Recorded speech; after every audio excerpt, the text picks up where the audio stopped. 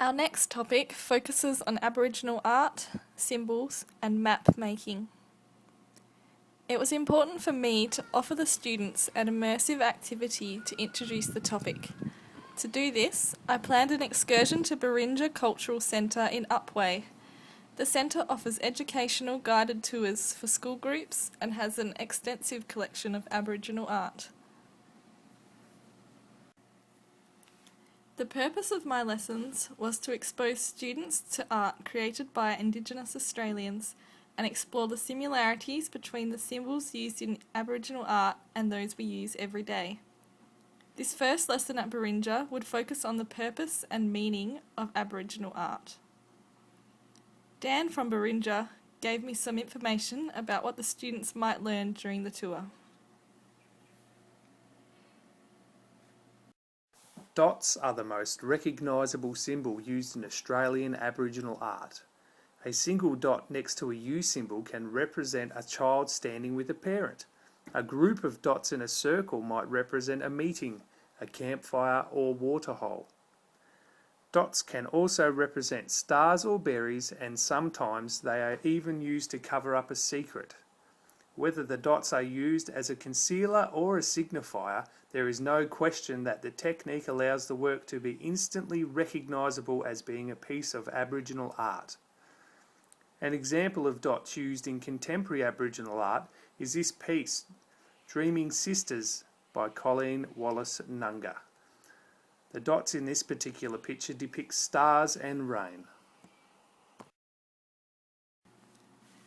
It might be difficult for us to decipher what the dots in a painting are signifying, but this is because we are not familiar with Aboriginal art. Let's have a look at a modern map. One of the most common signifiers on the map is the lines, which we know represents roads. The thicker the line, the more major the road. We understand this because we are familiar with maps, but for someone who's not, they can be very tricky to decipher.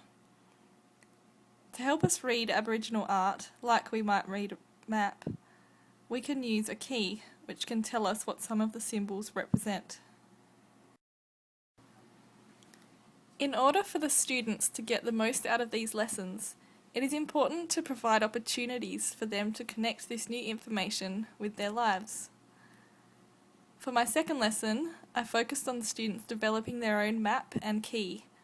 Once students have some knowledge about how Aboriginal people use symbols to tell a story, we can apply this, along with our knowledge of modern maps, to the creation of our own map and key. Students would be required to locate a bird's eye view map of their place of choice to use as a reference. They would then use the symbols from their key to tell a story about an experience they had at that particular place. This is an important part of the lesson because it allows students to bring their personal experiences into the classroom.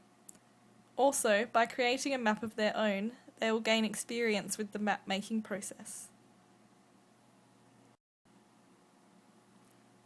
Here's an example of what a learner might come up with. Students could then photograph their work and upload it to their personal WordPress blog along with a short explanation.